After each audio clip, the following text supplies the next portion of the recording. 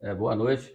Não deixe de deixar seus comentários, deixar seu like e inscrever-se no canal. Hoje falaremos sobre um tema muito pesquisado na internet que chamou a nossa atenção e pela importância do mesmo e pela gravidade do não controle do mesmo, né? E o tema seria como abaixar o açúcar no sangue.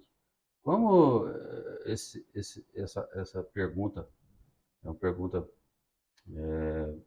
muito vasta no sentido, até por conta, quando a gente está falando de açúcar, a gente está falando certamente de glicose.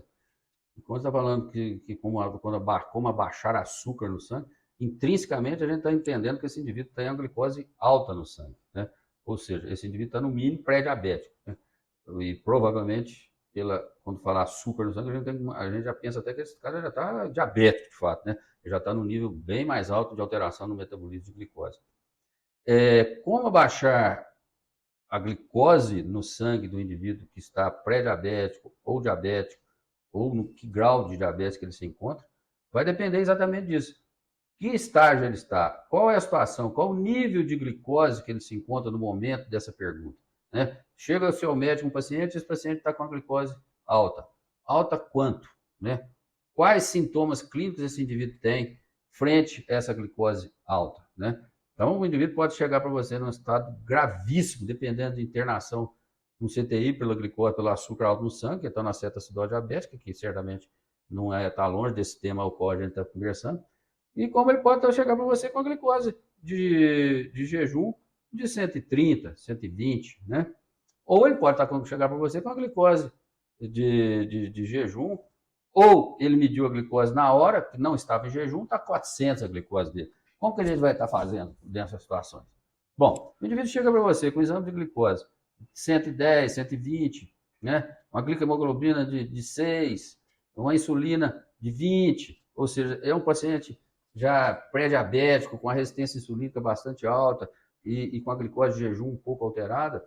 Esse paciente nós vamos já partir para fazer medicações que são hipoglicemiantes, que têm ação para o metabolismo de glicose do mesmo, né? É de grande importância um paciente desse ser muito bem avaliado, muito bem equilibrado, porque certamente ele tem vários outros fatores de risco. O indivíduo que tem um pré-diabetes desse, normalmente é um paciente que está obeso, é um paciente que tem distúrbios dos lipídios, do metabolismo lipídico também, é um paciente que talvez seja hipertenso, um paciente que tem uma série de outras alterações habitualmente. Então, quando se fala, nós precisamos abaixar a glicose, certamente. Mas quando se fala que o indivíduo tem glicose alta, ele já está no nível de descompensação que habitualmente não anda sozinho. A glicose alta não anda sozinha habitualmente. Ela está acompanhada de outras alterações também de natureza metabólica, que não do metabolismo de glicose, né? Mas no metabolismo glicídico, das purinas, que no caso é o ácido úrico alto, e aí vai. E isso aí tudo precisa ser avaliado, corrigido e buscado, para que a gente traga um nível de benefício à saúde desse indivíduo à altura do que todos nós merecemos, né?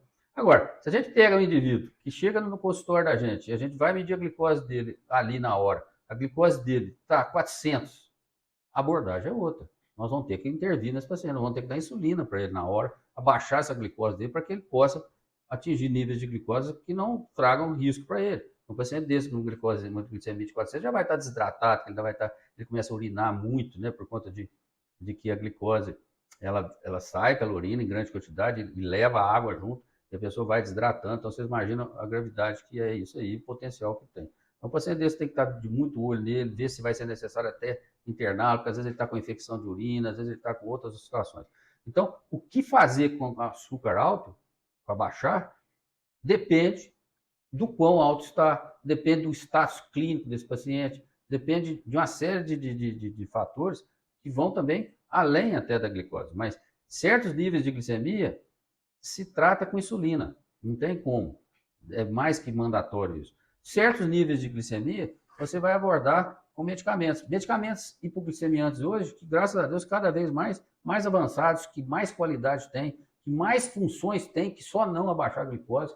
Então nós estamos no momento da medicina que está muito bacana no que tange a glicose, a diabetes, né? Nós estamos falando de glicose, nós estamos falando de diabetes, pré-diabetes, né?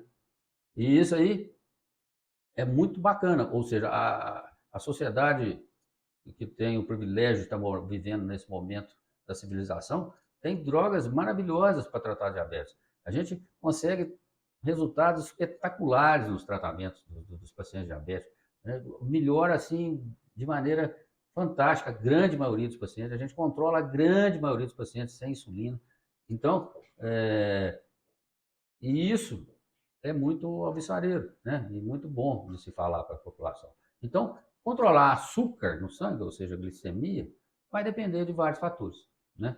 Mas certamente, estamos falando de um assunto extremamente sério, grave se não tocado adequadamente. A glicose alta está intrinsecamente ligada à insuficiência cardíaca, à insuficiência renal, a infarto agudo do miocárdio, a AVC, a uma série de cânceres, e isso é muito triste, se não cuidado.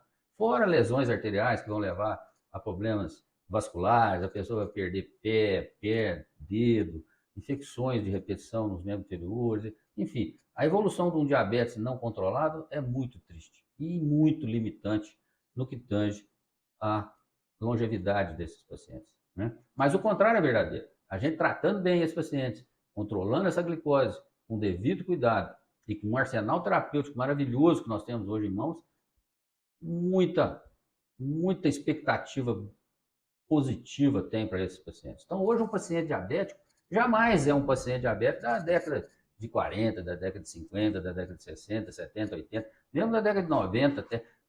As drogas que hoje existem são muito superiores e que trazem muita, muita qualidade no tratamento e na evolução desses pacientes. Né?